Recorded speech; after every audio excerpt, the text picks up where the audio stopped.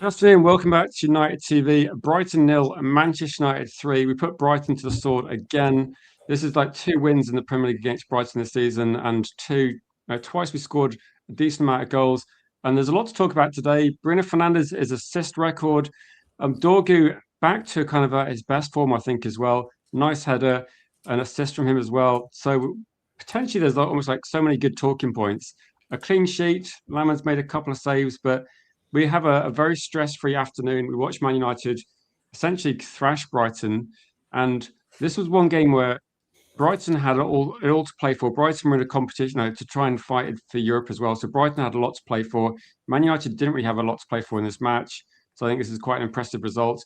How are you feeling, G, regarding the match? We will be posting a link in the comments as well. So people that want to come on and join and have your say, then please do so. But we'll have a quick chat and get some of your comments on screen before we finish. I'll just close the watch log and send people over. But how are you feeling about the match? Like, comfortable win? Brilliant win. Look, end of the season, normally those kind of matches they're dead rubbers, and and people say that the players are on the beach, but he got his tactics just right. He needed to keep him out and Mainu narrow, right, and we needed Dorgu and Ahmed to come back and close those gaps. And then for Bruno to throw a ball out to the wings, and it's exactly what he did, and that's what orchestrated both goals. It orchestrated the corner in the first goal, and then it also allowed Ahmed, and lovely movement from Ahmed as well for an Ambumo to get his goal, 2 consecutive matches. Really important that happens, but more importantly than all of that, Bruno to get 21, to break the assist record. I'm so happy for him. That joy on that pitch was palpable. It was so beautiful to see, and so deserved. Do you know that guy is in the 100th percentile now for expected assists? He's in the 100th percentile for key passes and chances created. I mean, that just says it all. And he's in the 99th percentile for progressive passes. There is absolutely no reason why this guy shouldn't be player of the season. So happy for him. Another clean sheet. You know what? You talk about matches, and I used to be so stressed. I remember the last day of the season last year and how stressed I was coming into those matches. I watched it with such breeze, and Dorgu, like you say, just to see him. He's back to the Dorgu that we saw against City and Arsenal. So nice for him. He's got games under his belt. A lovely start for him. And to see the young lads come on well. It was such a relaxing watch, but full of history-making impact for Bruno. So happy for him on a beautiful day. And look, I'm so excited now for next season. It set it up nicely. It does make you feel like, in terms of finishing the season, is this about as good as it could have got? I know people were saying that we should be maybe rotating more. I think he's done the right thing. This is a professional performance. You're about putting a team. You've got to respect the competition as well. And again, like, I think part of it is to do with, like, there's a few players that are going to be maybe rested for international duty, but you have some players that clearly aren't going to feature in that well. But also, Bruno Fernandes goes to the World Cup on a high now. He's got the assist record. That's something that, considering what happened this season, it's pretty ridiculous, isn't it? It's absolutely phenomenal. I mean, you think about where he started at the beginning of the season, and he's just, look, how many seasons have we said it? Bruno carries this team. He fights tooth and nail for this team. He keeps going. And lo and behold, we get something. Just so happy for him. It's been one of those seasons where it's been really up and down. We didn't know whether we were coming or going. We had 3 different managers, albeit, one of them was only for a couple of games, but still 3 different managers, 3 different messages. And he just rose above, and he carried the team with him. He took the team to a high level. They seem to be enjoying their football. That's what's really nice to see. And he's in his element. I looked at him today, and that smile on his face when he knew he'd broken the assist, you could just feel it. And there was such an incredible bounce from him after that, within the 5 or 10 minutes afterwards. And, it must have sunk in. But he's a team player. He always has been. He's fought for the team. And it's so important that he gets that accolade. 21, assists, top percentile across 5 of Europe's leagues. Just absolutely amazing. And for us to get another clean sheet, 39 points Carrick has given us, 39 points in the first 17 games.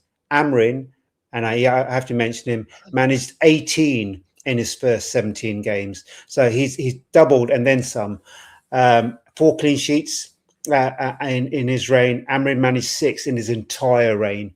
So that tells you where we're on the up. I only bring those two in just to give you a comparison of where we were and where we are now.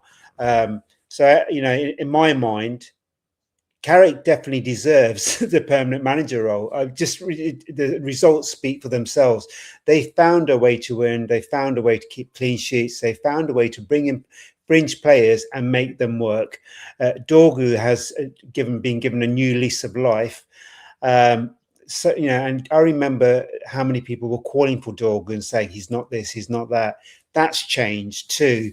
So it's so beautiful that players are playing within themselves and then some, and having fun. That's the most exciting thing about it for me as a fan. No, also it's not a match where we finish the match and look at it and go, there's actually a lot of good performances to talk about. It's not like it's one player as well. And Gilles saying, to highlight a few people, you got Bruno Fernandes, Kei Mainu, Dorgu, Armadillo, Maguire, Martinez. And I think we're seeing like Cunha got rested possibly for international duty. Casemiro, I think he might be in the USA at the moment, working out where he's going to play next season.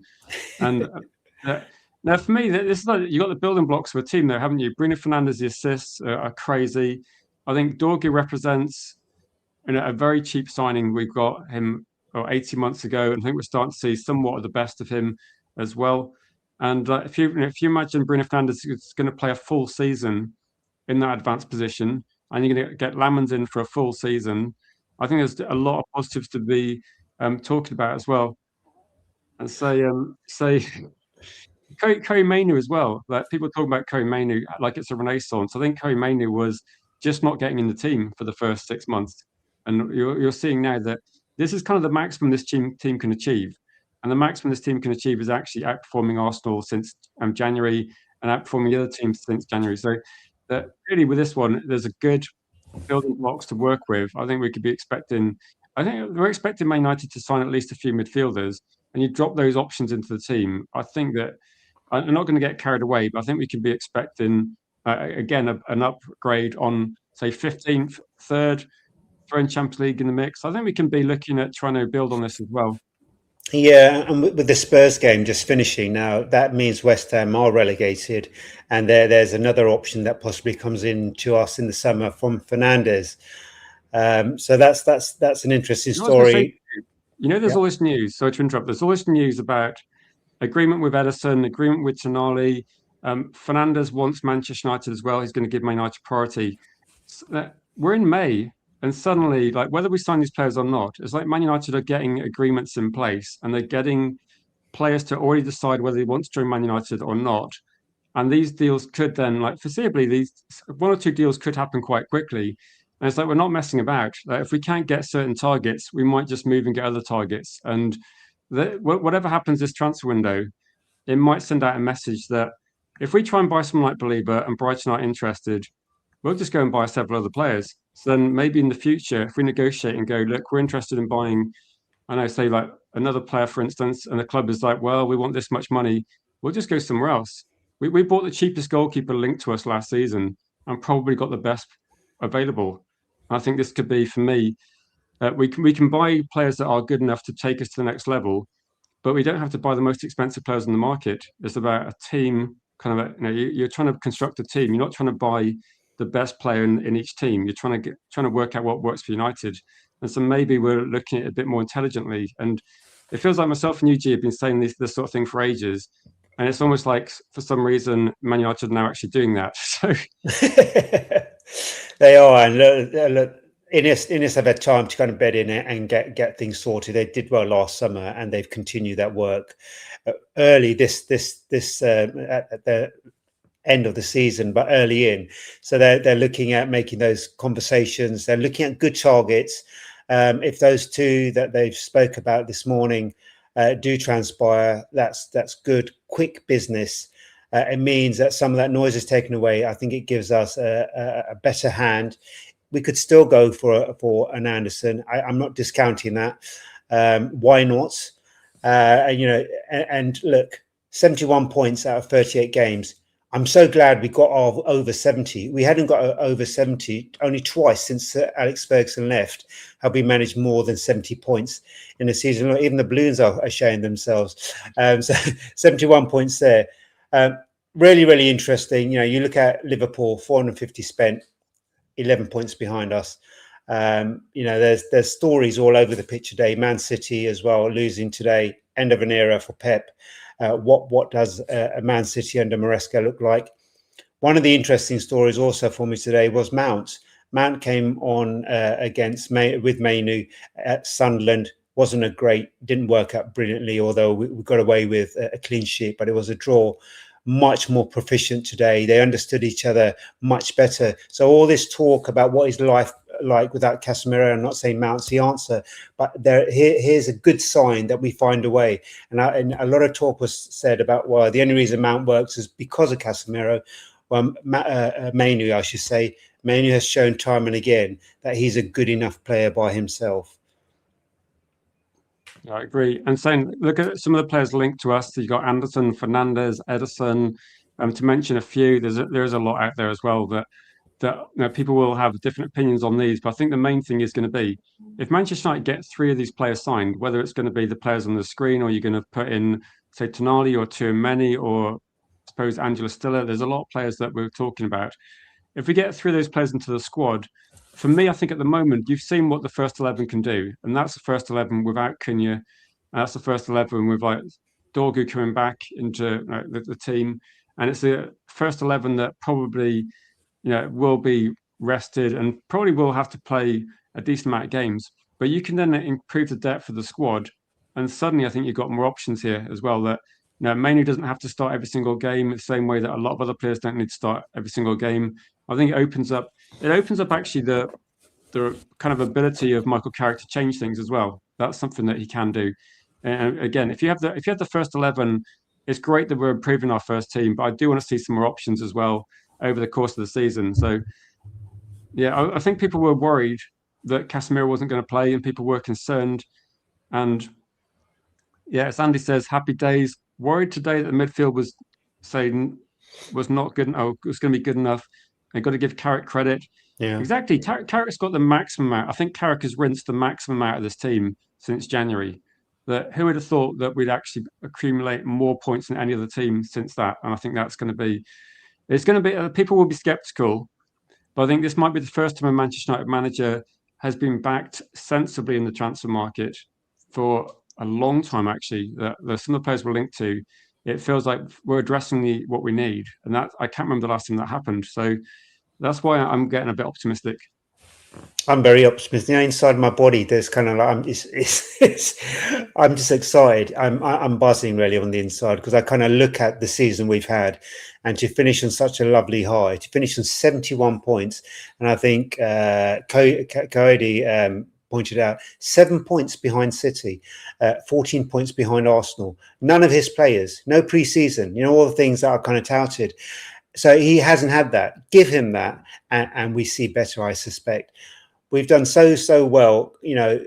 Only our goal difference, 19, not plus 19. When he came in, our goal difference was -5. So we've completely turned that around. He was 7th when Carrick took over the reins. We're now 3rd. So just prolific in so many different fronts, just small kind of battles that we've won. We've gone to a much more progressive team. We make substitutions that make sense. Players come in and they're not too phased. You can't judge a player coming in on one game. You've got to watch him the next game, And suddenly look at Mount when he came in with Mainu at Sunderland, and then you watch him today, and just his head was right on it. Just lovely, And there was I had the same fear about that with that midfield work because of the Sunderland game, and they're pretty wrong. These are professional players. Give them the opportunity, play them in their best positions or even versatile positions, and you get a result like today. Also, it's like about building understanding, isn't it? That the relationship between Cunha and Bruno Fernandes, that just took place over games and like training sessions and matches, and then we saw it just getting better and better. I think even like with Dorgu, we saw Bruno effectively almost coaching him on the pitch, like pointing where to run, giving this instruction. And I think we see this kind of development as well. I think Aidan Heaven we're seeing improve. So I feel that it's going to be, with good coaching, then the academy players can have more of a chance. And I think we can see a lot more improvements in this team. But now we're going to sign younger players than we have done in the recent years. And this is going to be a test for the coaches to try and get the maximum out of them. And there's a lot of things like people talking about Belieber. I'll talk about Kobe Mainoo. If you want to talk about midfield masterclass, Kobe Mainoo was top quality again. And when people ask me what Mainoo does, I think you just need to watch the games. Like, just watch the games and look at Kobe Mainoo in possession and look what he does on the ball. And then you can question what you think he brings to the team, because I think it depends where you put Mainoo on the pitch as to what you get. And I think if you put him defensively, you get very sensible decision making. You get a lot of composure under pressure and playing the ball out effectively, making the right decision to kind of restart attacks. If you're playing further up the pitch, I think you can see he's good on the ball. He's actually decent dribbling, and he does pick out very good options as well when he's passing forward. So I think he's definitely going to be. I'm not going to say we should definitely build around him and not sign other players. Like I think we could also have a situation where Mainoo's not playing and we have two other players. Maybe we're going to play a different formation. There are so many options next season that it might make us a bit more difficult to play against, and it might definitely give someone like Michael Carrick a few more options as well. Let's see. I think when Ruben left, 6. Okay, so we're same points as Chelsea when he left. I think now we're about 15 points ahead of Chelsea, or even more, like quite a lot. Yeah, we were 7th. In fact, we were 6th when Ruben left, and then we drew our Premier League match. The other teams played their game in hand, and we ended up 7th. So to bring that up, and keep us third. And what's been beautiful about us, we always panic when we've got a chance to get to a higher position. We didn't do that under Carrick. We got to third. We never let go of third. In fact, we increased the distance between us and the teams behind. So. Prolific play, and Mainoo. There's no coincidence that he's in the England squad. What a turnaround that is, considering no football given to him for till January this year. I think one start against Grimsby, no starts other than that, and for him to come in basically cold and to play. He's been the bedrock. He's been the person that's allowed other people to have that lovely fluidity above him. That's why our attackers have been free-flowing in front of him, because we've had that bedrock. And that relationship with Casemiro, just beautiful. And it took the pressure off our centre-backs too. So interesting. I'd be so excited if we got a fullback this summer, Rich. If we could get 2 fullbacks, I'd be even happier, because I think then the play just becomes much more dynamic. The transitions are much more quicker. And then you can see that, can't you? You can see that Man United's shape is kind of taken. You get the idea that when people talk about, say, Tonali or Edison, you can see Manchester United are looking at more mobile players to start with, and they're looking at. I would say that whatever player you look at, don't look at what they're doing in the current club, because Manchester United might be trying to do something different with them. So if you look at what a player does at, so it's Brighton or Brentford or Sunderland, if Man United sign a player from a different club, they might be looking at what the player's capable of. Like Tonali at Manchester United, I don't think does exactly the same as he does at Newcastle. I think United's got a different plan to how they're going to play other than Newcastle. I do agree with United side's comment. If we pick up injuries, then if Man United pick up injuries, and let's be realistic about this, every club will get injuries next season. So Man United will get injuries the same way that Liverpool or Arsenal get injuries. The key really is going to be that you can't avoid injuries to your top players.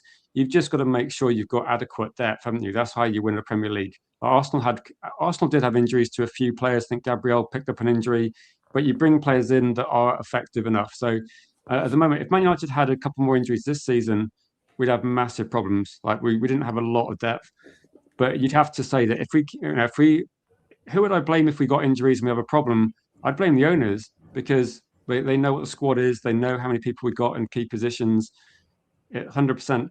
And we're going to be getting some callers on. So if you want to get involved, the link will be in the comments. We'll get Neil on in a second. But big up to Sebastian, Eddie, and exactly Gregory. We were struggling last year. The turnaround is massive, isn't it?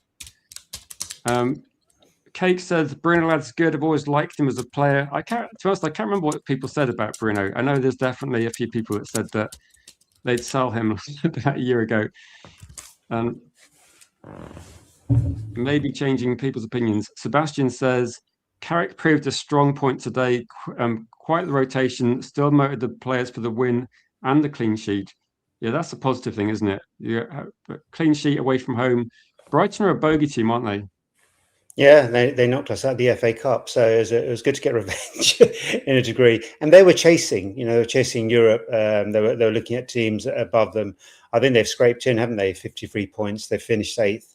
Yeah, they had a lot to play for. That was the thing. I was thinking on paper, when you look at it, think, right, Brighton have got a lot to play for. Man United have effectively, we're not quite on the beach yet, but Casemiro probably was. But we had a few options where you think, it could be a tough game. And to be honest, like I know a lot of people were saying we should just play the youth, etc.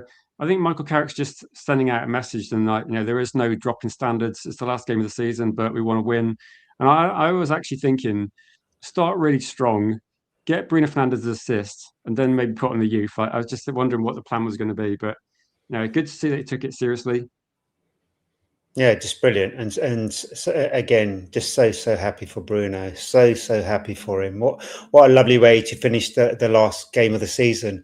Smiles all around. That dressing room is going to be absolutely buzzing, and all of those players that have got international duty, they'll be excited to go on international duty with that lovely lift, and then also it sends a lovely signal to our targets. Come to Man United. We make things happen here.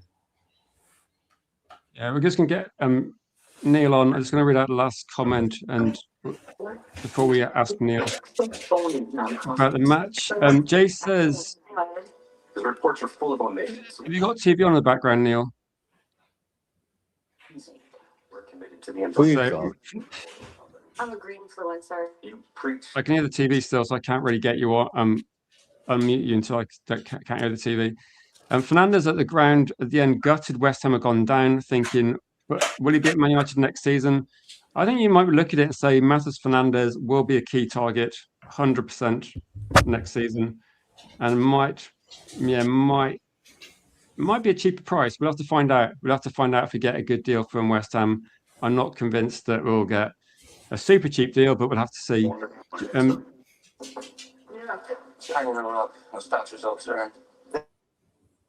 Neil, I can hear a lot of background noise. I can't really unmute you because it'll affect the channel. If you're able to find a quieter place. There's a TV on, Neil. If the TV is on, we can hear it through the stream. That's the only issue. Oh, someone's getting shouted at. What do you think, G? Like we're looking at Matheus Fernandes, cheap deal if we get relegated. Like, are we going to have a situation where I know people are actually able to talk about the contracts now they're relegated, or do you think West Ham will still be pushing like that? I saw this morning they said that it's 80 million. I don't know if that's true or not.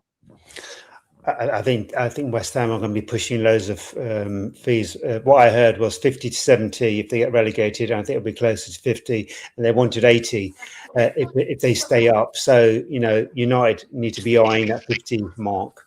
That's what I'd be looking for. But look, we've got options. That's the interesting thing. We've done what we needed to do on the pitch. That sends a lovely signal out to our potential incomers all over the pitch. So look, I'm really happy. This is probably the best way we could have finished the season. And that if you're an attacker, you've got Bruno behind you. If you're a midfielder, you've got Mainu next to you. And if you're a defender, you've got upcoming players like Yoran Heaven, and you've got Maguire's stability there. So, and you've got Lamens as your goalkeeper. There's such a nice core there, and effective, exciting attackers. Sesko, Cunha, and Bumo, and then you've got other players in the mix too, Dorgo and Ahmed. It's such a great team to come to kind of add your ability too. Yeah, I agree. Just sending a couple of messages. If people are able to share the stream, because we won't be live for as long because it's like a sauna in the UK at the moment.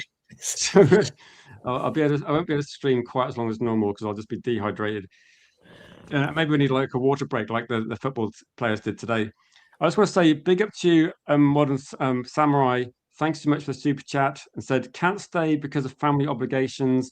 Yeah, I was going to say I can't stay too long because of heat reasons. It's just literally during the match, I just had to go downstairs and have like a liter of water, and I was just like thinking, wow. I mean, can you imagine running around playing professional football in this heat? That it's just crazy. Yeah. No, thank you so much for supporting the channel, Modern Samurai, as well. Big up to you. It says, glory, glory, Man United. Yeah, I think this is probably one of the more positive fan communities because Yeah. we kind of endured 15th and we were still trying to find things to be hopeful about, which I think tested us and more than anything has. Neil, welcome to the chat. Big up to you. So, massive thank you as well for the gifted memberships, Modern Samurai. Big up to you, legend. How are you feeling, Neil?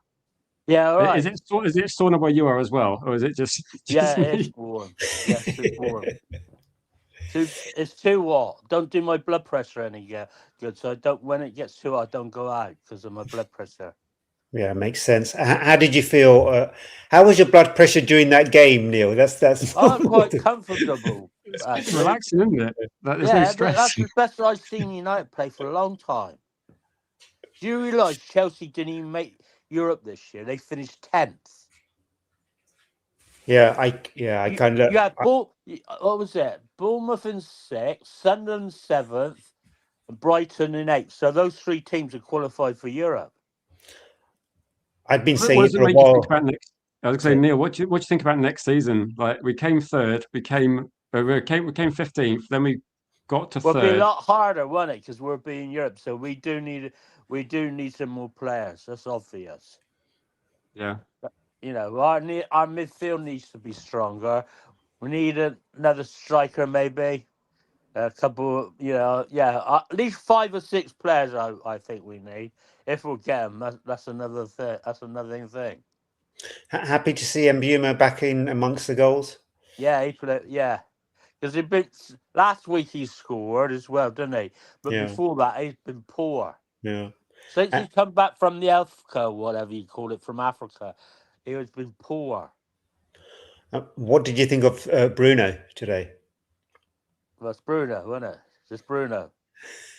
He's got the record. Bruno does his thing. I'm biased because he's my favourite player. So It's so lovely for him, isn't it? Breaking that assist record. yeah, then he tried to. A bloke was on. I don't know if you see it. I can't remember. Ex-Brighton player on the commentary. He was saying, "Oh, it could be an own goal because the header come in. The goalie went to save it, and he hit his hand and went in. Well, it don't matter if it's an own goal. Surely it still should be Bruno's goal because he assist because he put the bloody cross in. Anyway, they gave it to Deco. They gave it to him anyway, so they didn't give it as an own goal. Can he beat the record next year? Because next year, presumably, he's going to be playing further. He's going to be playing where he is now for the whole season. I think Man United are creating more chances. If we get bigger, more midfield players, he won't need to play all these games, will they? They gave the assist to Bruno. They gave the assist to Bruno, right? That's what I'm saying. So he has broken the record. Yeah, no, he has. Yeah, but they were trying to say on the telly that it should be an own goal. Then the bloke said, "Well, no. How can you give it own goal? It was a corner from Bruno, and if the goalie put it in his own net, don't matter. It's still assist from Bruno, isn't it?" Yeah. So they were trying to take it away from him. That's what I'm saying. But that's I've heard actually for the first time ever, I've heard people talking about open play assists, like they're trying to somehow downplay Bruno's record. I think Bruno's record's been phenomenal, to be honest. Yeah. Oh yeah, he's won both awards now, hasn't he? Because he won the Players Player of the Year award as well. You know, Piers Morgan, biggest Arsenal fan, he didn't like that, did he? He's a fucking twat anyway. Yeah, you're right about that. Yeah, we've covered Arsenal extensively, Neil. We don't want to talk about Arsenal. I'm going to go through a few of the comments. Jeff says, very happy his boy Bruno got the record, missed the Big Five record by 1. He did actually, what's the word, tie the European record. But I'm thinking that with Man United, like fix midfield, get some like depth in the squad, and Bruno Fernandes break the record, but also start winning some big trophies would be really good as well. Yeah, he got 21, hasn't he? Assists. He should have had Yeah. about 23, 24. Look at the chances he Last match. created. Yeah, the chances he created for against Forest. So they should have. And Bumble could have had a hat trick on another day. Dallow missed one. You know, he could have had about another 3 or 4 assists on Yeah. top of what he got. You know, Yeah. still Well, our best certain things player. though. I think he'll stay one. I think next season could be his last. I'm not saying it will be, but I just think it could be. I'm sorry to see Casemiro go, but the fans love his wife. Could you? I don't know if you've seen her in the stand when the fans near her started singing Casemiro, and she joins in. You joined in, yeah. You're Yeah, saying and when at the end of the game, when all the players' children are all on pitch, you'll see her, all her tears coming down her face. I bet my mate would be happy because he goes all over. He goes to the home and away games. He's a season ticket holder, and it takes him 4 hours to get there. That's from where I live to where United play. What's your takeaway from this season, Neil? I mean, summarise this season for us. I'm really happy because you look at it. If we had Amram, we'd be nowhere near it, would we? We'd be lucky. We probably might have finished a bit higher, but not a lot. All right, I thought because I said 10th. That's what I thought we would finish. But I didn't expect Michael to do so well. The players love him. You can see they want to play. You can see the players want to play for him, mate. You can see it. Can Michael? He's not stupid. He plays for the club. Played for the club, so he knows what he's talking about. And you can see that they want to play for him. As Amarin, he didn't know what the bloody hell he was doing. He put people in the wrong positions who never should be that playing. Not saying they shouldn't be playing, but put players where they're supposed to play, not some bloody anywhere else. It was good to see Dougal back today. That header is brilliant. It's great, wasn't it? Oh, Luke Shaw nearly scored again, didn't he? Had a shot. Just wide, yeah. Yeah. Just I think the way the game's going, like with this, when people are talking about how many goals each player scores, Bruno's creating so many chances, but for everybody, like everybody's got chances.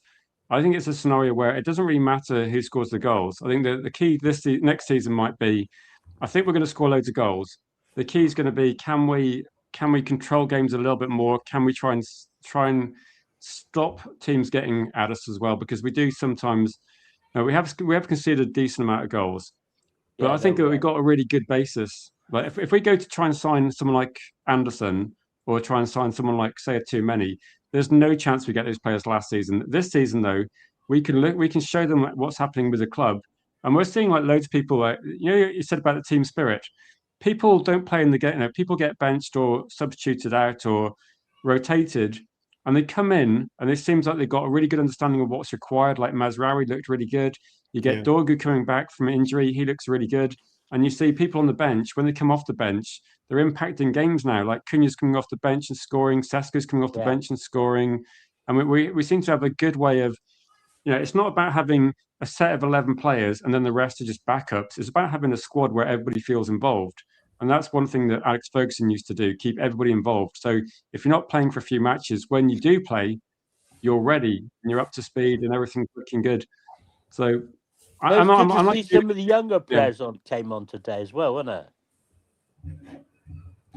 Yeah, that could be like something we see more of as well. Was one of them Darren Fletcher's son?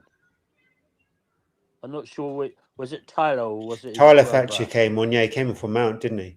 Yeah, that's right. And Lacey I like Lacey. Do like Lacey. Yeah, he's a good quality player. He's a courageous footballer. I like him. He tries the tricks, and he'll have a go if he can. So I like him. He had a shot, didn't he? Yeah, I think he's a good player. I like Twaits or whatever his name is. John Twaits, yeah. Yeah, I thought he might have come on as well, but he didn't. I don't know if he was on the bench today.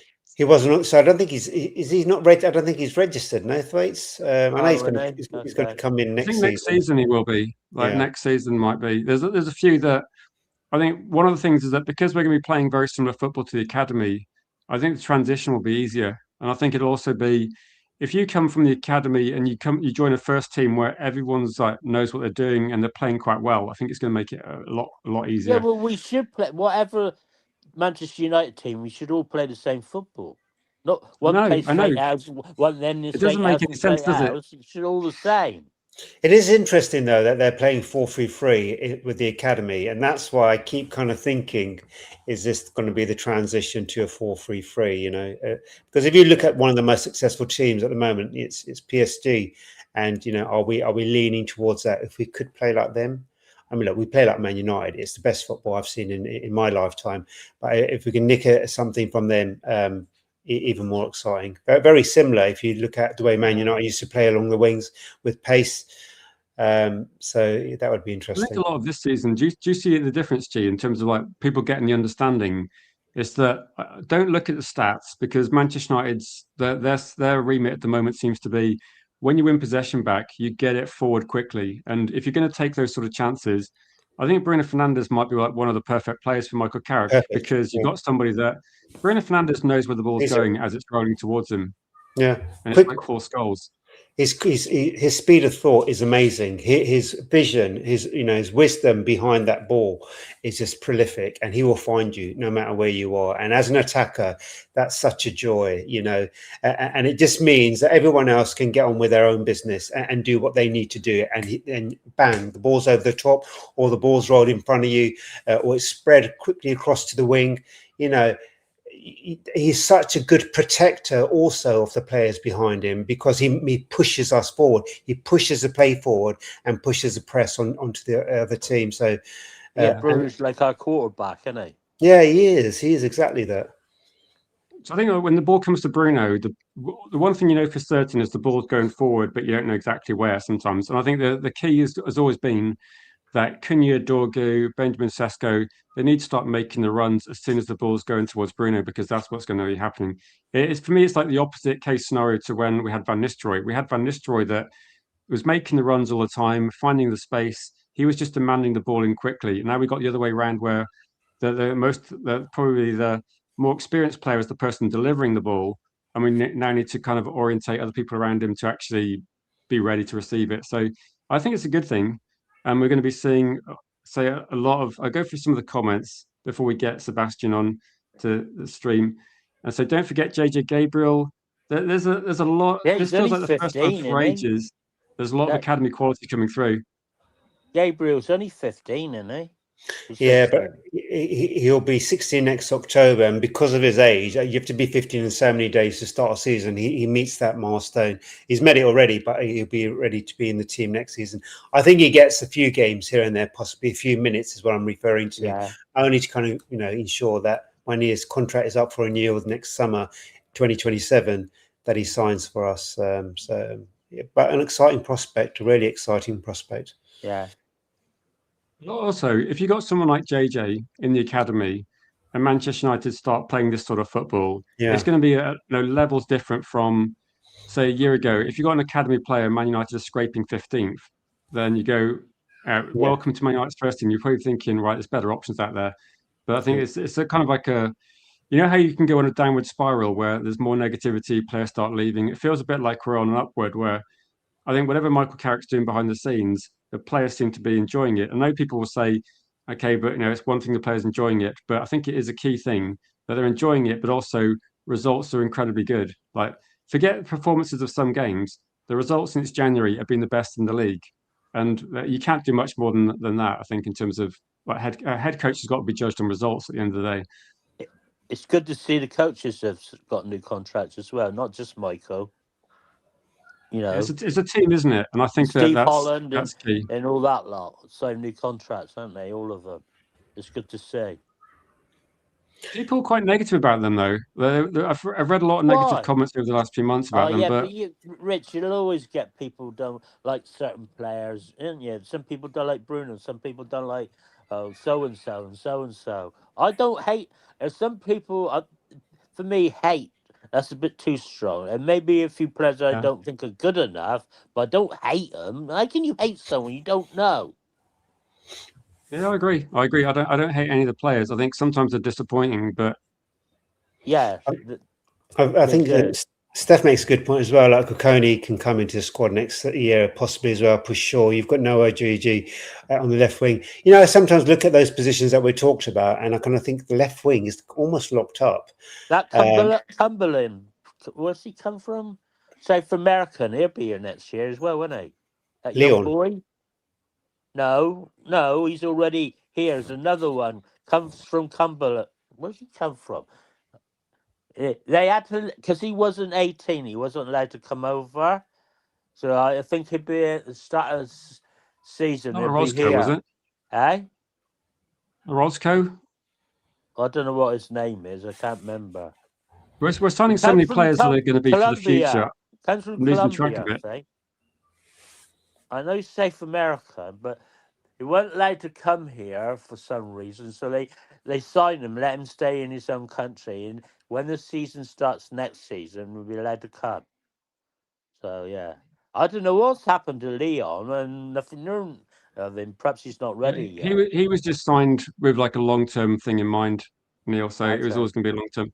But we're gonna have to get through a couple of callers. We're going to get Sebastian on. But Neil, thanks for supporting the channel as always. I'll say in the comments. Really I'm going to go now then.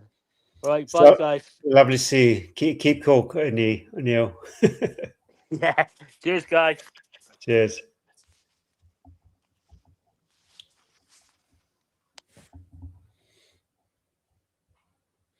It is so nice, isn't it? It's nice to actually be able to talk about really good wins. And we're going to get Sebastian on in a second. Jim says, do you think we'll get Fernandes cheaper now West Ham's relegated? I think so. Yeah. Like, do you remember, you kind of did a bit of research on this and said that West Ham definitely need to raise some money. So they will look at that. Obviously, they're going to want the best price. We know that. But they're not exactly in a strong negotiating position being relegated. So I think it's still going to cost a lot, though.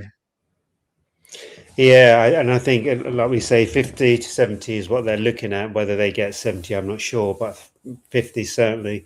And I think the 80 mark's gone now that they've been relegated. And like we say, they've lost. They'll lose over 100 million in TV revenue. They'll lose another 100 million in terms of the Premier League. They're also in debt at the moment. The parachute payments are only about 40 million in the first year. So there's a huge hole for them to make, and unfortunate. And I take no joy in saying this. I take no joy of this happening to any club. They're going to have to try and find the funds, and it does mean that they will have to sell key players that are marketable. And Fernandes is one of them. There's talk of Bowen also. United, if that's the case, then United need to be ready to give them an offer. It's kind of a predictable cycle, isn't it? Because you get Ipswich got relegated. They sold Murray Hutchinson for decent money. They sold Delap for quite decent money. And they had to do that when they got relegated because they hadn't been up in the Premier League that long. So they had to do that to balance the books. And you get this kind of cycle of teams that get promoted. So Hull City getting promoted, they might well be looking at some of the teams getting relegated and potentially trying to get some of those players and try and work out how they can survive in the league. So you're going to get this kind of... what's the word? It's like an ecosystem, isn't it? Where you're going to get the predators at the top, like Man United, picking off when they see an opportunity to get these players signed. And for West Ham, they signed a good player in Fernandes, but he's going to be sold, and they're probably hoping they could stay in the Premier League and maybe demand more money for him. I think he'd have left the club anyway, but it does put their negotiation position a little bit more vulnerable. And we're going to get Sebastian on. If you're ready to come on, Sebastian. So, welcome, Sebastian. How are you feeling today? Yeah. Can you hear me? We can hear you, Sebastian. Yeah, loud and clear. Yeah. Thanks for having me on, Rich, and we deserve better as well. And so for today, like I told you, I think that Carrick had a very good game in terms of his managing skills, because even for a game that we did not have actually anything to win, and Brighton had all to play for, and we did actually well. He did well motivating the players regarding this match. Even for the second half, they showed quite some professionalism and did well. And now our big concern for next season, I think, of course, is going to be the midfield. We heard some news about Ederson. We don't know about Anderson. Will City actually put like the big money for him? But I think we'll definitely need 2 to 3 signers in the midfield for us to like improve next season, especially Casemiro. Casemiro will be a very tough one to replace. We haven't spoken to you, I don't think, Sebastian, in the last stages this season. What are your hopes for the midfield three? Who would you like in, and who else would you say that we need to bring in alongside the midfielders? Yeah, so for midfield, I think Menu of course, is going to be a starter for the next seasons, of course. But we'll need a more defensive-minded player next to him. Casemiro, of course, did it very well, and of course he could rush forward and was very good at his heading to score a lot of goals for us in the corners, of course. I think the best fit for us would be Elliot Anderson from Nottingham Forest. I don't think if we will be able to sign him because he will be very, very expensive, as we all know. Tchouaméni, I don't know. Tchouaméni from Real Madrid, he's quite good, but I'm not sure about his heading abilities. He's quite good at controlling the game in the midfield, but rushing forward, we did not see a lot about this specific ability, especially at Real Madrid. But in League One, I think he was good at it. So Ederson, at a certain point, I think we had some doubts regarding Ederson, but he can play that role. The main issue is going to be adaptation, because a lot of players coming from Italian League Calcio had issues in terms of adaptations to the Premier League, like Xerxes and so on. So we should see what are the best options for us, especially. That's going to be a very important window for us if we want to be challenging for the title in the next seasons. And do you have a view on bringing in fullbacks or a winger? If you were given the option and United could only bring in one, where would you lean on that? Shaw is quite at the twilight of his career with us, even though he started every league game for us this season. And Dogu has proved today by Carrick. He started in the left side of midfield in the place of Cunha. So I think we might need actually a very good left back. Especially Malacia is leaving. We only have Luke Shaw. Dogu is going to play in midfield. We might need a very good left back for the season. In terms of wingers, I think we have some. We can manage something. We have Ahmad. We have a lot of players that can play on the wings, especially on the right. Even Mount can sometimes help us on the left if needed. But Cunha, I think, is very, very athletic player. He can play for the whole season, except of course if he's injured, any big injuries. But he's mostly like Bruno. He's not injured a lot, and I think we can rely on him for most of the season next season, I mean, yeah. Yeah, there was. I think with Luke Shaw, do you get the feeling that if Man United are targeting a left back, then effectively Luke Shaw becomes a backup to someone like if he was a backup to Lewis Hall, and Lewis Hall could be a Man United player for another decade. I think it's a worthwhile investment, no matter what it costs. It would be, and Luke Shaw could still be part of the squad. I wouldn't be saying that.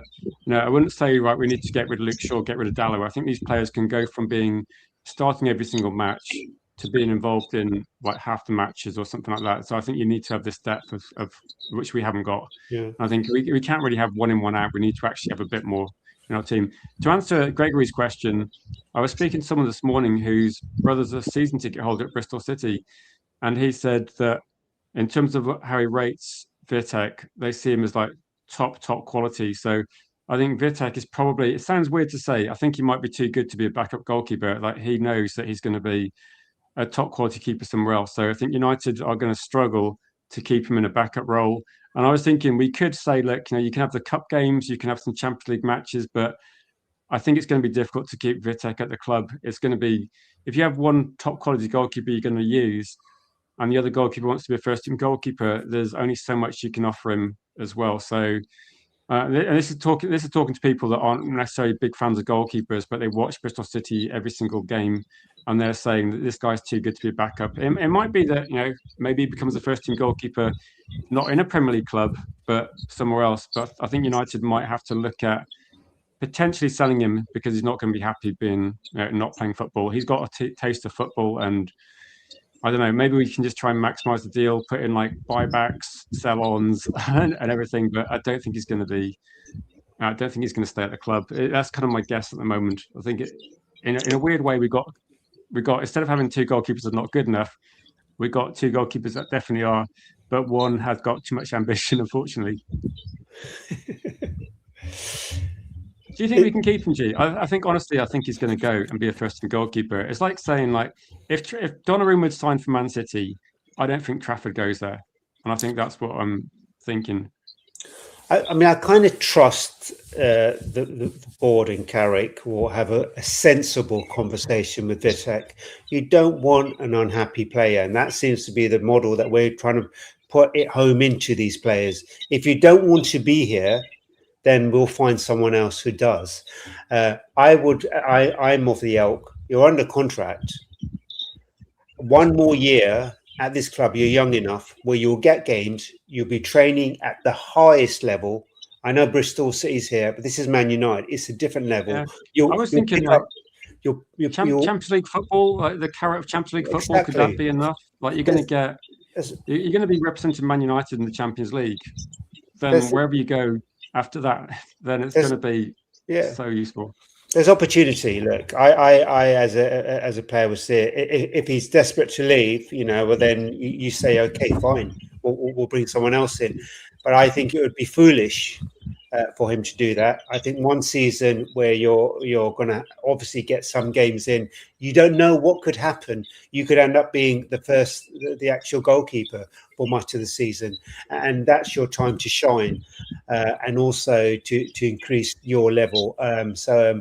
I personally would stay for another season and see how it goes. You know, he's young enough. I was thinking, and he will show a picture of Dean Henderson and go, Dean Henderson wanted to leave, and where is he now?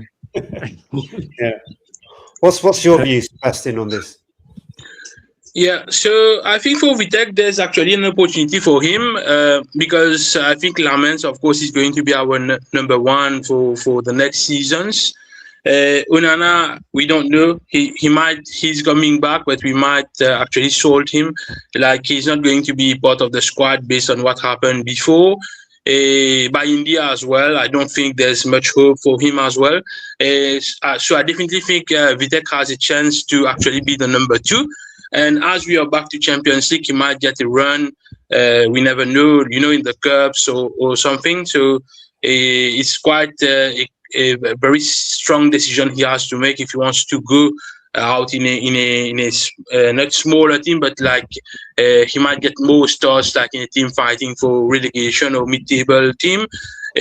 But of course, he's a very good prospect in terms of goalkeeping, and we would be very happy to keep him at the club as well.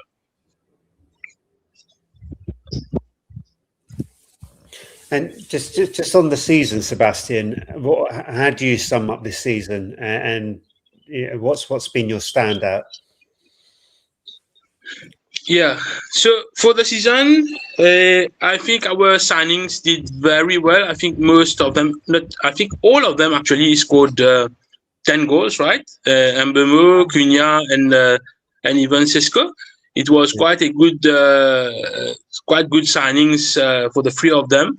So next season, it's not going to be about goal-scoring players, because we'll need to replace and strengthen our midfield, especially with Casemiro leaving.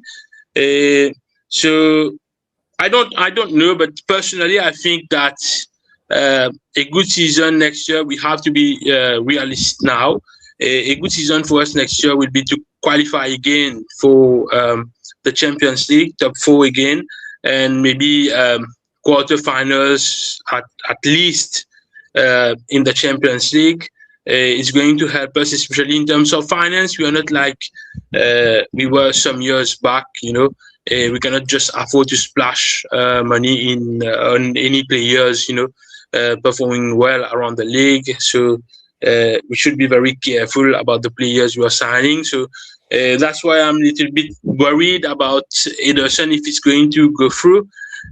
Because even if he's doing well in Atalanta, I think in terms of physicality, for me, I have doubts that he's going to fit our system, especially that he will not have the same space available to him in the Premier League as compared to the Italian league.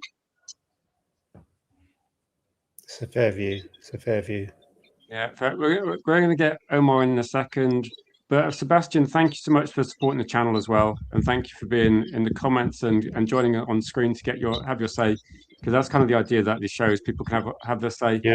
And to be honest, I wish we'd done this years ago. Actually, not years ago, because we had some quite bad games. I'm glad we didn't do this after the Liverpool 7-0. But it's come at the right time. Thinking, we've kind of picked it at the right time, haven't we? We started doing it as games have improved. So. No, and thanks, Sebastian. Again, we will do this for every match as well. I might do something midweek, so I'm thinking of doing maybe a fan forum where we can maybe get a few people on to chat at once, just on a sort of general topic as well. So hopefully, if you're around, then I know the time zone might be not ideal for you because you're a few hours ahead of us. But hopefully, if you want to join, you're always welcome on the channel. Thank you for having me. Cheers, guys. Always good to see you and hear you, Sebastian. Cheers, Sebastian. Bye. Welcome to the chat, Omar. How are you feeling? I'm doing good. Also, I need to go through a couple of comments because. How are you doing, guys? Hi, Omar. Good to see you. So Good to see you too. The super chat says, "Have a great evening, thank you for supporting the channel, Jeff." It's so hot in here. I was thinking, how can you run around? I'm assuming that it would be a bit colder outside, but massive thanks to you, Jeff, and thanks for supporting the channel. Which I have been actually jumping into a couple of spaces on Twitter recently, speaking to some rational fans to try and get more people involved as well, and get people to because we are trying to. I think we're trying to build. So does it feel like for you, Isabella, we're trying to build a different sort of community on YouTube where people can come in, have their say, and no one has to agree on anything, but it's about just getting an honest fan opinion. Yeah, I think if I look at myself from the other place, it's just about giving people the space to speak, because I want to hear the broadest opinion, the broadest spectrum of opinion. It's so important that fans get a chance to kind of say how they see the game and how they feel about their club and their players. So this is great because it just gives people the opportunity. So, Omar, what do you want to talk about? It's literally anything on the table. The season's over. Great match today. Bruno, whatever you'd like to talk about. Okay, so great win. Bruno breaking this assist record really made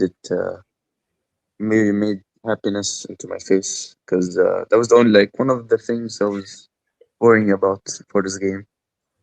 And to be honest, also another thing, what's also interesting is Baleba. I really feel bad for the guy. Brighton really messed up. Should have taken the 60 million in the summer, and they really messed up. I don't know if we're gonna go for him.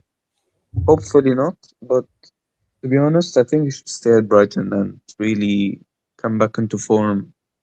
Maybe even secure another move for the season after, because for this season I don't think he should be the player we should get. Also, great performance by Minu, Mr. Consistent Majraoui, and Ahmad. I'm really happy he's back into form after a few months of inconsistency.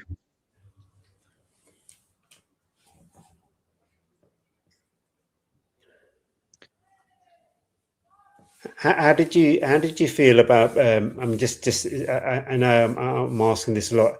How did you feel about Carrick getting the role? And do you think now that he's going to be given the players in the midfield that he certainly is or isn't the right man for the job? Even though he would not have been my choice. Of obviously the Enrique or Nagelsmann would have been my choice, but it's fine, I guess. I'll back the guy. Maybe, hopefully, it works out. This is the thing. I don't dislike anyone, but I don't dislike Baleba as well. Like if we sign him, I'm gonna back him. But I already see the mistakes before we even do the things. That's why, like, I worry about our board. That's why I don't I really think hate anyone. it is an interesting. It has been a very interesting season for him because it's night and day compared to last season for him, Yeah, and to be left on the bench as well today with one of the possible clubs that he's been linked. Well, one of the clubs he has been linked to. Didn't do him any favors. And yeah, you kind of look at the money that Brighton are asking. You look at the season he's had, and it just doesn't feel like United are going to go for him. That's my guts. Yeah. Do you know what I was going to say? Like, does it seem like Man United that it's going to take a bit of time for people to kind of get a different view on Man United's transfer business?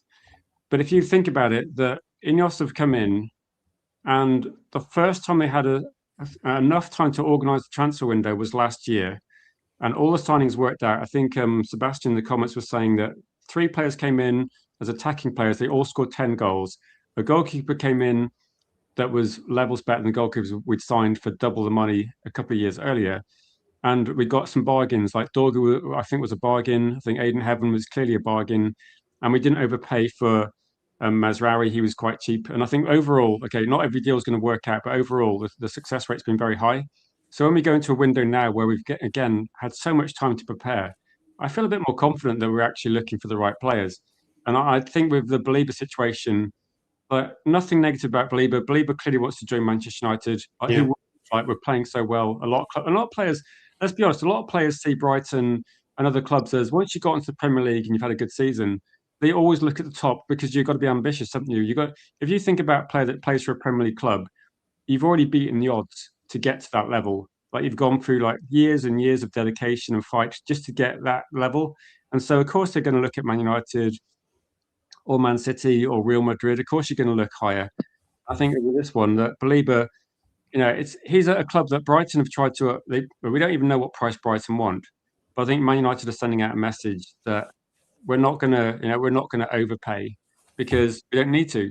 When you do your player recruitment sensibly, you have a main target and you have like 2 or 3 other targets. And we tried to get Delap, but then we moved very quickly from Wemo for Cunha for Sesko, and if we don't get Anderson, we might move quite quickly for other players. And I feel more relaxed about it. That if we miss out on Anderson, I think there's other players available. The same way that if Arsenal signed Matheus Fernandes, we'd look at other players as well. So I don't think feel we're getting Fernandes. I think because I heard a rumor from really good sources that he prefers us over any other club because he would get more game time. I suddenly heard Banana Rama in my ears. I heard a rumor. Anyway, I won't sing your ears properly.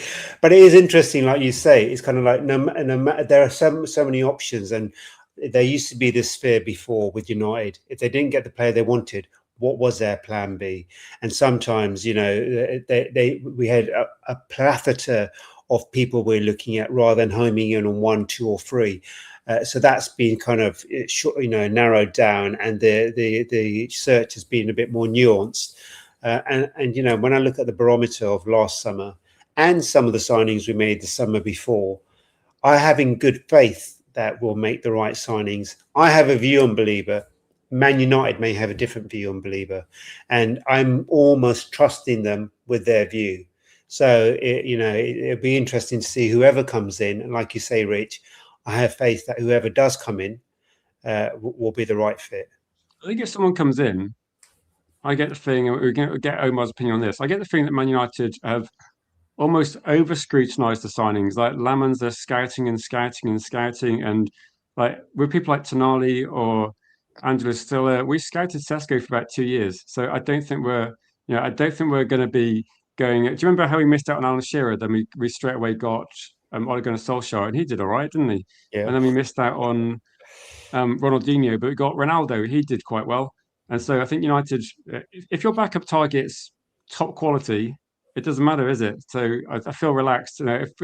If Man United say win a trophy next season and we're actually improving on this season, I don't really care who's in the midfield because it might surprise me. It might be Belieber, it might be Fernandes, it might be Angela Stiller, but I'd expect at the moment we got people that are making better decisions in charge. So hopefully it's going to work out. Do you agree, Omar, that seeing how this season has finished, that we're much more enticing now to some of those big elite players and indeed the other players that we're linked with? Yeah, I mean, even when we finished 15th, we still got players like Sesko, Cunha, and Buemo, even though they were probably childhood fans of United, but they're still quality players. Now, since we got UCL football, while being third, I think more players would want to join, unless obviously Arsenal or City are interested, and maybe Real Madrid and other clubs. But I think we're in that conversation of signing players like Tonali, Anderson. I think we deserve to be. But we should be going in for those players, especially like players like Tonali and Anderson. They're one of them. I won't mind, even though I probably would prefer Tonali because of his experience and he played the CM position before. And he's the closest thing to a Casemiro's replacement. Yeah, I was talking to a couple of people that work in football earlier today, and they were saying that there's been games where, like, depending on how Tonali's used, he's like controlled midfields. Again, maybe the numbers don't look as exciting if you haven't watched all the games, but I get the feeling that Man United could look at Tonali as a player that, in certain scenarios, you could see a much better version. So I think when you're looking at it, that I'm open-minded. I think any signing we're making could be quite effective.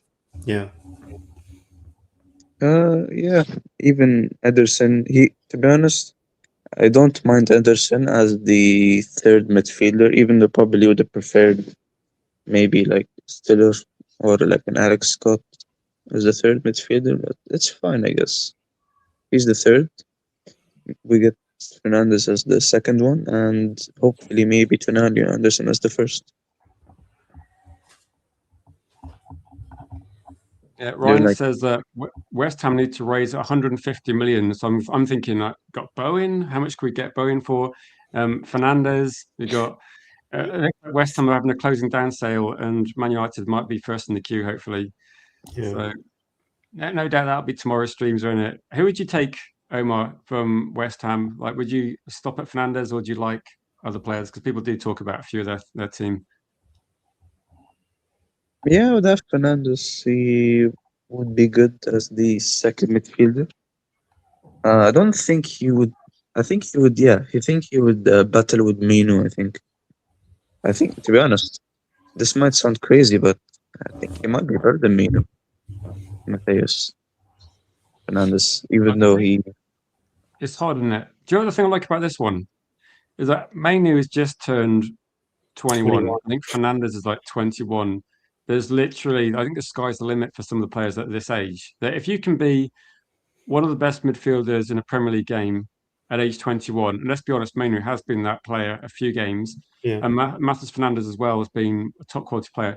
If you're that good at 21, then I think with good coaching and the right environment, what could you be at 24, 25? So I think they're both great signings. And to be honest, as a Man United fan, if Mainy's man of the match or Fernandes is man of the match or one of them sat on the bench, if we're beating Liverpool comfortably, I don't really care who's in the team. I'll just be relaxed about it. I think it's about having, maybe this team could grow together as well. So maybe with Fernandes and Mainu, it's not necessarily about competition because they might both be in the same team. So maybe this team can grow together. And it's interesting, you look at the spine, Lamens 23, say Heaven 20, Mainu 21, Fernandes, if he sits there 21, you then got a Sesko 23. That spine could be there for a long period. That relationship's really important. So it bodes well. I love the fact that we're going for younger, talented players, not just young players for the sake of them being young, but talented players who have a really are hitting the ground running as we speak, but have great potential to raise that ceiling. That's the thing I thought about Ederson as well. If Ederson's our worst option, and that sounds harsh, doesn't it? But if Man United fans look at our team and go, Ederson's like your fourth favourite midfielder out of four, that's not a bad situation, is it? That's to be in. And if we look at the other options as being preferable, I think there's a lot of reasons to be positive. So, just a question for Vicky in the comments. Vicky, do you want to come on? So I know you were backstage for a second. If you want to come on, we can get you on quite quickly. We'll get Bilal on. I'm kind of roasting, so I don't think it's going to be 15 minutes. Yeah. 7:30. Yeah, exactly. Then I'm going to go outside and barbecue stuff. So I'm essentially going to go outside and then stand next to fire. So I'll probably have to have like a litre of water first, and then. But it's okay. I can put things on. It's like a griddle type barbecue, so I can just put the lid on and walk away, and it'd be quite fast. But I'm just thinking, go outside into burning heat and then set fire to.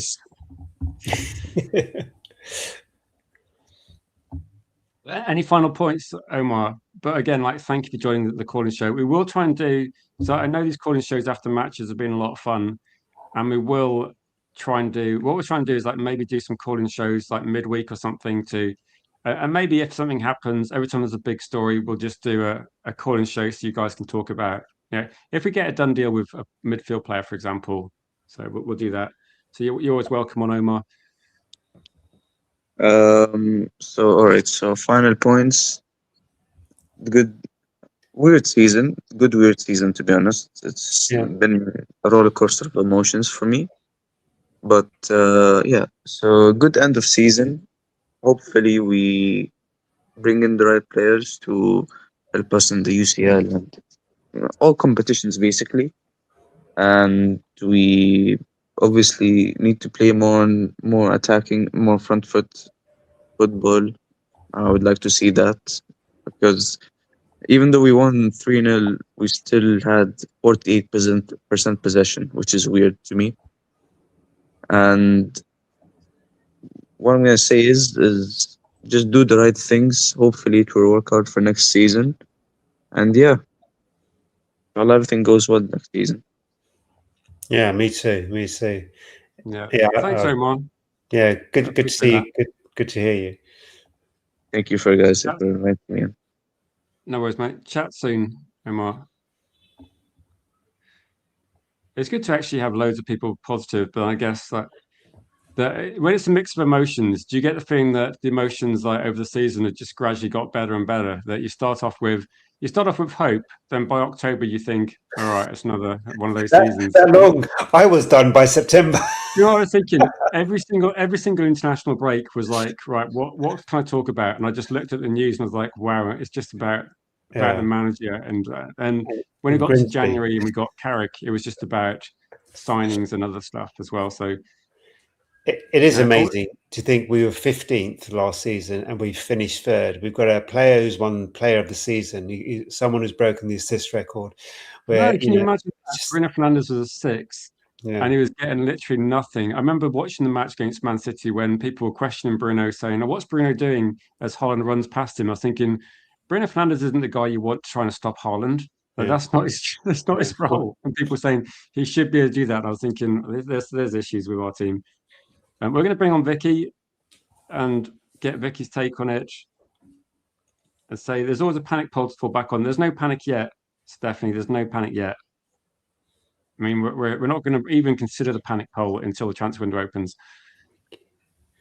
Welcome, Vicky. You've had a nice day out, you say, in the chat. Yeah, sorry, I'm really drinking. I feel bad for everyone. I'm so tempted to call you Wiki. I love that. How are you today? Yeah, well, I'm probably drunk, but there we go. Good. It's a good day. It's a good day to be drunk. Sorry, everyone. Sorry. But I want to just let's just go and you guys were just touching on this, and I feel like we need to do this. Let's look back from where we were to how we are now. Yeah. we were in a minus goal difference. Mm-hmm. We were afraid of facing teams like Brighton and West Ham and all these teams now, and we're not doing that anymore. I feel we're walking into next season and going, yeah, we got something. Okay. Yeah, I hear you. We've now got Bruno that's doing well. We've actually got forwards that aren't scared to track back. Let's look at Garnacho, where he just wouldn't look back. Go track back. And I do mean that with Rashford, but I do wish Rashford all the best. Let's all wish Rashford all the best. Yeah, exactly. He's an academy player, isn't he? Ganacho's got no redeeming features of the Garnacho. Like, Garnacho didn't even do the forward bit well either. No, he kept falling over. I was like, oh my God, is there banana skins everywhere? Oh, what do we need to have a pitch inspection? Do we have banana skins everywhere? I don't know. Sorry. Maybe they have them at Stamford Bridge as well, it appears, and they've had to take him out of the team to avoid it. Yeah, but he looks good in an anorak, so. Are you feeling like Vicky? You're one of the people I know that's most optimistic. And what are you thinking for next season? Like, we fixed midfield, we got a sensible manager. What are you thinking? Well, to me, I'm just going to say this now. We have been like a skeleton, like a first 11. Then we go, oh, there's injuries, so we're always going to go full back, going, oh, we've got injury crisis. I don't think next season's going to be any different, and that's a very negative thing. But at the same time, are we looking at Carrick falling into the formation that maybe he understands youth a bit better because he's been in that dynamic? Are we going? Let's go for that one, shall we? Should we be positive with that? Sorry, everyone, if I'm being too toxic positive. I think it's working though, isn't it? So for the first time in ages, I think that we've seen improvements from a lot of players, and that's not older players, but Dorgu looks like he's improving a lot since he joined. Aidan Heavens looking like he's improving a lot. And I think also the team looks that it's more organised. And to be honest, I think there's a lot of positivity regarding the youth that maybe they're going to be used a bit better. I think Michael Carrick will give opportunities. I know people are saying that he's playing Maguire too much. I think he had to try and stabilise things to start with. Yeah. Though I was very bored last season with transfer talk, which I told you, didn't I, Rich? Sorry about that. Anywho, that I go like everyone, it seems to be a bit manic right now, but are we saying like let's re-sign Amrabat and Sabitzer? No, we're not. So we're not trying to rehash things. We're trying to look forward. Oh, is that too? It's really different, isn't it? Like, instead of looking for players that maybe have been great for 5 years, we're looking at players that we think are going to be great for the next 5 years. So we're kind of doing what we should have done years ago, signing players at like 21 to 23. And if they don't work out, they can be gone quite quickly. And we're not going to be giving a 22-year-old 300k a week. Like, that's something that we should never have done anyway. So I think worst case scenario, Vicky, I think the quality of the football and the results are good. And Michael Carrick, I think also the coaching staff behind Michael Carrick have been like derided by a lot of fans, and people are saying, I think when you look at like Southgate's assistant manager, and you look at Holland, and he worked under Mourinho as well, didn't he? But if you look at the results since they've come in, they've been nothing short of like, who would have thought we got third when he took over? Because I remember people saying, oh, the Man City games are one-off, the Arsenal games are one-off, and then we've had like about 10 one-offs, but it seems, and we finished the season winning the last couple of matches, even though they weren't necessarily that important. But they were important to Brighton. They had a lot to play for, and we didn't give them a kick really. 100%. And do you know what the one thing was when Carrick was joined to Manchester United for being the interim, is that they go, he has to win every game. Why are we saying this? Why can you not draw and possibly lose a game? Why do you have to win every single one? That's, to be honest, that's impossible for any manager. Like, you could call that with Pep, you could say that with Arteta, and they all had a falling out and scratched their heads and Lego head. All those managers you mentioned, because he had no red cards and no penalties given against him. So Michael Carrick beat those managers. That people were All of saying them. we should get Emery, we should get say, how's he going to cope against elite managers? Well, Pep Guardiola has got to be considered an elite manager, isn't he? He's won the Champions League. He's won 5.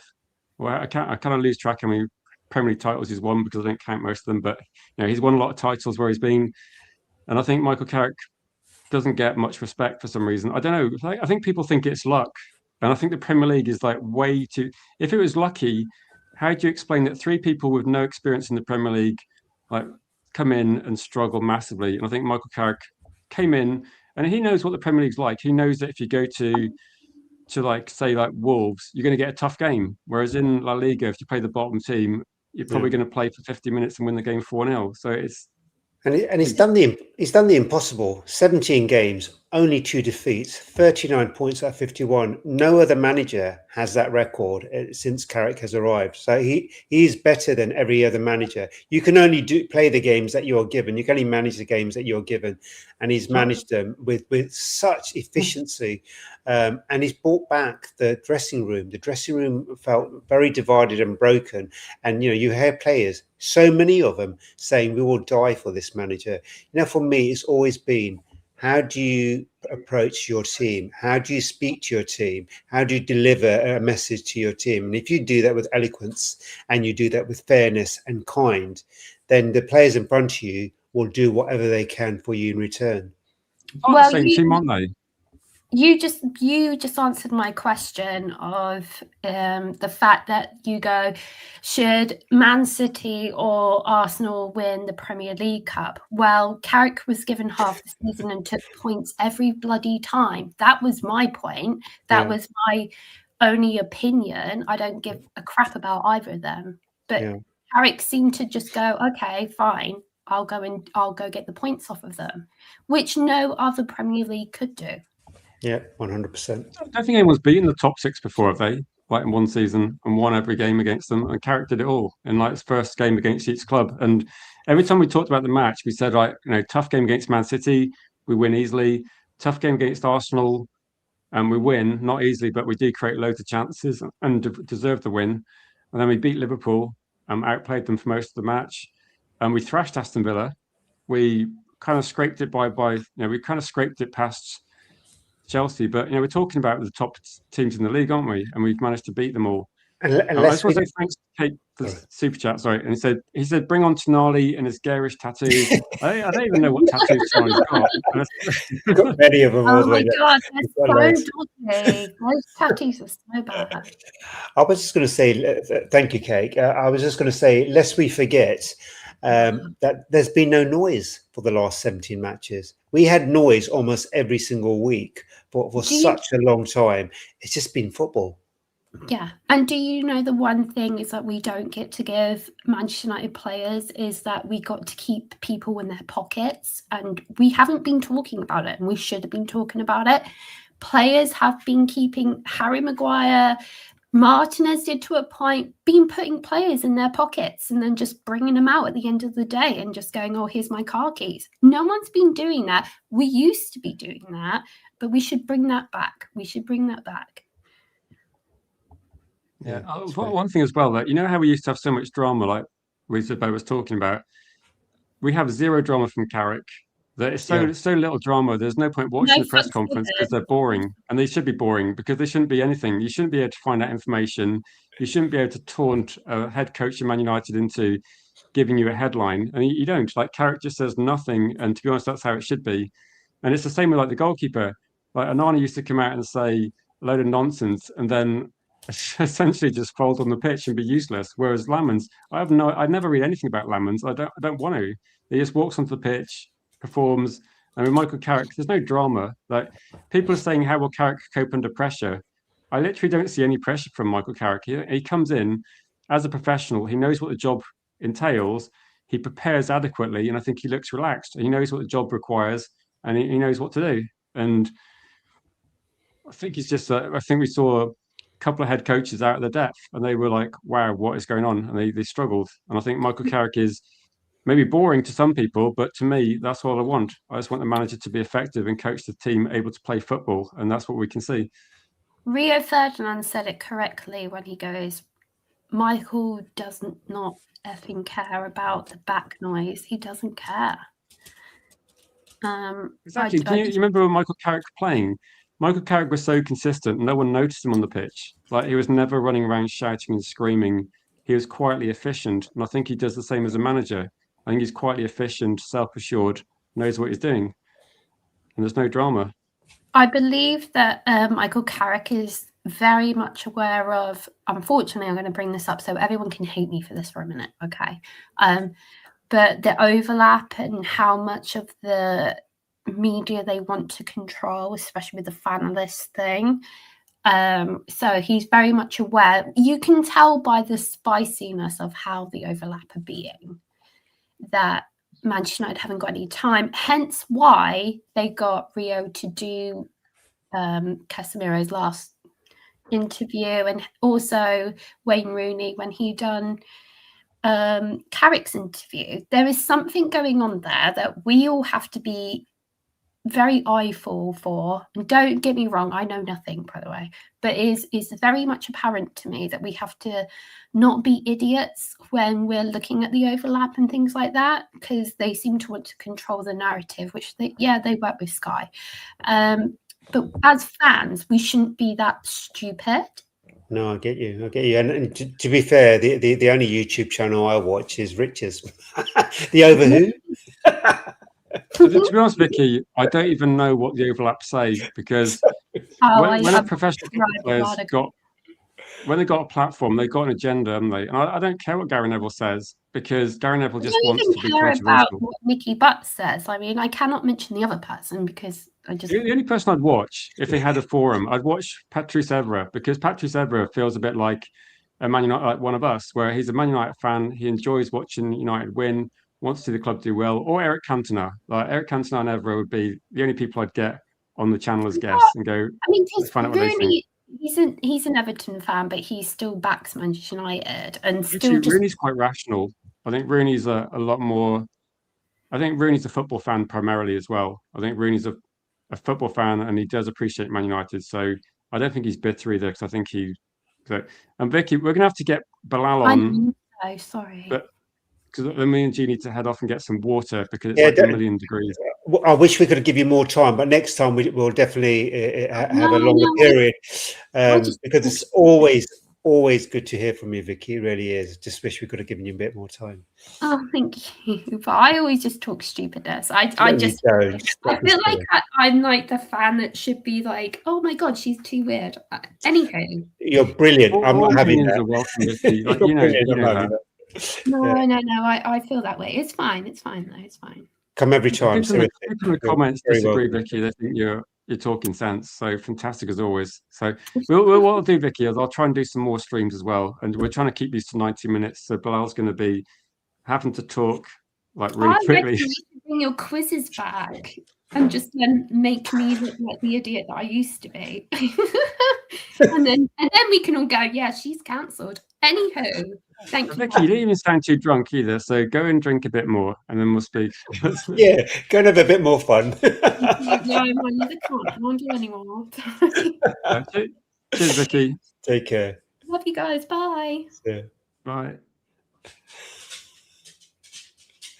So Bilal, welcome to the chat. It's going to be quite a short call, I think, at the end, Bilal, but we're like dying of exhaustion. How are you feeling, Bilal? Season over. Good. I'm very happy today to be won 3-0. Was that the highest score we've had this season? We scored 4 against Brighton in the other game, didn't we? Was it 4-2? Yeah. Oh, yeah. All right. Yeah. It's the same. All right. Same deficit. Okay. I'm trying to think. Yeah, we didn't really play in the cups, did we? No. League wins. I think it might be our most convincing league win. We should have won 4-0 against Grimsby. Yeah, we should have beaten should have beaten Forest 6-2, shouldn't we? So yeah, I'm trying to. Yeah, it probably is actually. Do you share the optimism that we've got for next season? I'm not really sure. I'm keeping my cards close to my chest. Oh, go on. Show us your hand. Come on. We need to know. I don't know. Well, I'll see once we get the signings done. yeah, once we get the decide then. signings done, I think at the moment my expectation is going to be similar league form, Champions League knockout stage, and domestic cup. Like that's what I think is achievable. But the transfer window has to be on point, I think, for that one. I just hope we challenge for the title soon.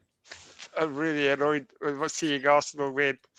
Do you think with Pep going, with Liverpool, I don't know what's happened to Liverpool, but give Slot an extension, and with Chelsea, they may have a look in next season because they're playing one game a week. But do you think with all of those kind of dynamics, Arsenal can't continue to play the football they've played this season to have an impact next season? I don't think. Do you think with all of that, it's a perfect storm for Man United just to get it right this summer and make a run for the league next season? If we have a similar season to this season, we have every chance to compete and challenge. Are you happy with Carrick? Yeah, I don't think there's anyone out there really. I think he's the best option. We've only lost twice this season. I know. So, It's quite. yeah, he deserves his chance. Like, I don't know why people are so annoyed. Like, I don't think you can compare him to the Ollie season because Ollie lost a lot more games than him at this stage. And I just think don't Ollie played understand the same. comparison. I think Ollie played a lot of teams in the bottom half of the season, bottom half of the league. I think it's difficult because Ole Gunnar Solskjaer did get some kind of stupid transfer window. So I think he would have done better under this. But what I'm thinking is, Yeah. I think with Michael Carrick, he's done about as well as he could do with those players. So then I think what people think is, if you give him better players, how much better can he go? So I think he's probably got the maximum out of the squad, like to outperform Arsenal and Man City since January. I mean, we're talking about how many games? Is it like 18, 19 games? This isn't like sort of 2 or 3 games. 17 games he's played. 17. They really need to back him this window. 11 wins. We can't afford not to back him. We need to give him the right players he wants. See what he does. Yeah, I think Ollie got a tough job. Like as Vicky said, he didn't have the best squad either, and we haven't had the best squad for a long time. So I think you've now got a manager that kind of gets it. He knows what the Premier League entails. Can we back him with a team that can compete? So I think what G was saying, like a perfect storm. Do you remember when Leicester won the league? And it was like City dropped off, Liverpool dropped off. Yeah, Arsenal, I can't remember. But it was effectively Spurs bottled it. Spurs bottled it, yeah. But and what's really interesting, I know we're threadbare, but the way I can look at it is in two ways, and glass half full version is that we've got rid of some of the dross. We've also put it into players. If you're not performing, you're not staying. And with having Ineos above us, we're getting in good signings. So if you give those caveats, along with all the other external caveats with Chelsea, with Liverpool, with Arsenal, with City, I think there's real good momentum for United to make good strides, next season. It's just whether we keep focused. And we have a manager who seems to be getting the best out of his players. You can't ask for more than that. It's not necessarily spectacular, is it, though, either? It doesn't have to be. It has to just be consistent. And then if you don't play well, but you win your games 1-0 like we have done recently. And I think that the Leicester team, they got... Okay, there's a bit of luck involved in winning trophies. So if Man United did win the league, they still have to have luck. But it could be that if you got a good first team and you can rely, like Leicester didn't have a massive squad, but they did get lucky with injuries. They got lucky with other teams. And I think with United, all you can do really for United is try and be consistent for a few years in a row. And then you might get opportunities. Like that's what Arsenal have done. Arsenal effectively have been very consistent for a few years. And then City have dropped off more than anything. Like Arsenal don't have more points than they used to have a couple of years ago, but other teams have dropped off a little bit. I hope it doesn't take us as long as it took Arsenal to win the league. I'm going to throw it out to you. I'm going to throw it out to the chat as well. Player of the season, and I'm going to say dud of the season. Like the whole Premier League? In our club. Oh, obviously, you can't say not Bruno. You have to say Bruno. He's the player of the season. And the dud of the season. I'd say Ruben Amorim. I'm sorry. I have to. That's a good shout. That's good. Yeah, that does actually protect all the players. Ruben as a manager is worse than Ugarte as a player. I'm sorry. Yeah, I'm sorry. That's what I think. I'm inclined to agree. Yeah, sometimes I feel a bit bad for Ugarte because it's not like Ugarte. He hasn't got a different level, has he, that suits the Premier League? I just don't think if Ugarte tried all his hardest, it's like me. If you dropped me in the middle of Man United's team, I wouldn't be able to do anything. But it wouldn't mean I wasn't trying. I think Ugarte's trying, but I think he's got limited ability. Yeah, it's limited, very limited. The same like with Xerxes. I think you drop Xerxes and you drop Ugarte in a different league, and I think they're going to be fine. Yeah, I think so too. I think Xerxes would do well in the Premier League side, just not at United. Mid-table, near relegation. I'm not sure. I think you need to be quicker. Yeah. Okay.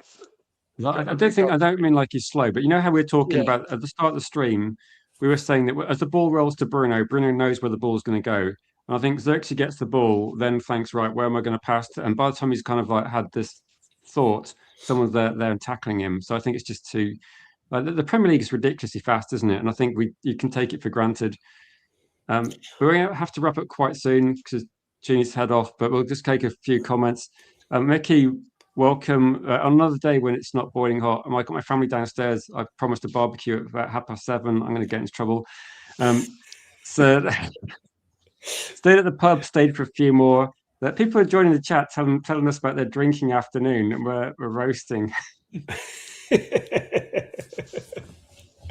I can't open the windows because the bees come in and the dog goes running out the door. So everything is closed where I am. I'm just sweltering.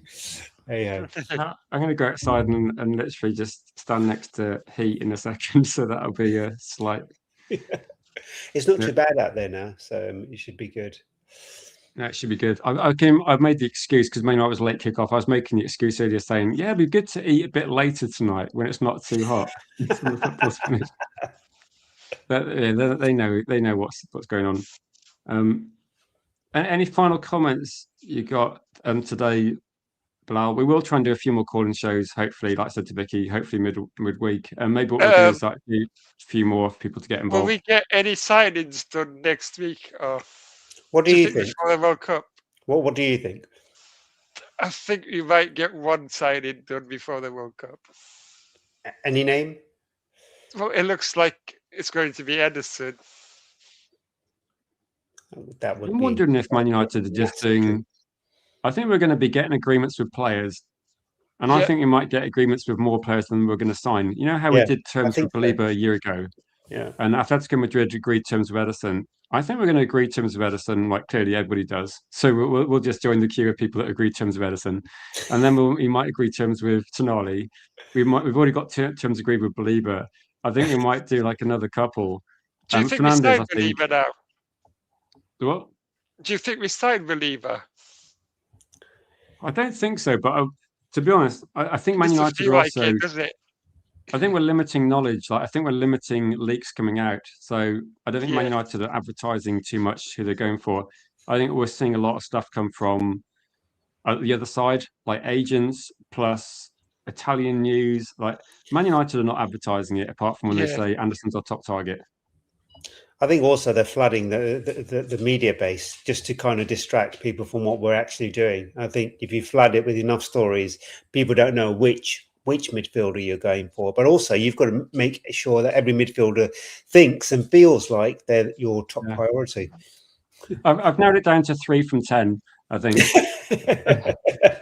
you get the thing with this one though? That what's good is that Man United, that if we wanted to sign Belieber, we're in a much better position than we would have been 12 months ago, because we could say, look, how much is Belieber going to cost? And if we don't like the price, we could go, right, we're going to get Tonali, Ederson and Fernandes. And likely, if we could go to Newcastle as well and say, that's much better. How much is Tonali? And then we could pick which players we want. So it's a better tactic, yeah. Last season, he was basically the only midfield target. I know. We kind of had, I think we tried to get Gallagher on loan. And they said no, and we went, okay, in that case, we'll get nobody and then pretend we got enough players. Yeah, Spurs almost got relegated with it. 200k a week he's getting paid as well, and Man United would pay Ederson half that money. Did So you see the way they were like, celebrating today? From the Spurs players, they should have been apologising to the fans for being down there. They were like celebrating like they won a cup or something. Do you know what I could say? Like, Bilal, I know we're going to wrap up in a second. You know how people are worried about Ederson, how much it's going to cost? I think it could be that Agati goes for about 25 million, and the salary that Ederson would be on is like 100k or something. So it's going to be quite cheap, and it's not going to be an expensive deal. And effectively, you could be getting Ederson in, Agati out, and it could cost you like a few million. Like it might not be much at all. Like it could be 35 plus add-ons. It could be like 10 million. Do you think Ederson is a squad rotation option, or is he going to be a first team player? Because if he's a first team player, I won't be happy with this signing. I think honestly, I think he'd struggle to get into the first team based on the players I think were signed alongside him. He's not better than Mainu. He's not better than most players we're linked to, but I think he'd be very useful if you get injuries over the season. I think he'd be. He's a good player. Like people that watch him say he's good. Like he is good. I don't watch Serie A too often, so I don't know much about him. But I have to say, Doggy is giving me full time. I want my walkie. It's now nice and cool that we need to go. All right then. And just say hi to Jamie Edwards as well in the chat before we head off. So United right now needs a dependable sitting CDM, someone with discipline, someone like maybe Mr. Too Many, or maybe someone else. We'll have to see regarding. Yeah, Ederson would be like one of the cheaper deals we do, for sure. But again, Man United might not be looking for a natural six. They might be looking for a more dynamic midfield. So we don't know. But we'll probably be talking about this tomorrow. Bilal, thank you so much. Thanks for having me. Lisa Better, thank you so much for co-hosting the stream as well. It's and a your joy. dog's probably going to get more credit than all of us. It's a nice looking dog. 16 years old, this one is. He hasn't slowed down 1 second. Bless her. Just before we go, thanks everybody that's been supporting the channel. Thanks people with generous super chats. Thanks the moderators as well, and the community as well for loads of sensible comments and questions throughout, and my co-host as well for another excellent job co-hosting. And we'll be live tomorrow, and hopefully we'll be doing some calling shows in the near future as well, where you guys can, if people follow me on social media, just let me know what you want to discuss, and we can try and do some calling shows to discuss anything that's trending. And then, guys, enjoy the rest of your day. I'm going to go and start barbecuing some food, and we will speak hopefully tomorrow. I'll give you a food review tomorrow if people are interested. And until then, guys, enjoy the match. The rest. If you missed the start of the stream, just tune in and have a check. Lots of great guests. Cheers, G, and we'll catch you guys tomorrow. Lots of love, everyone.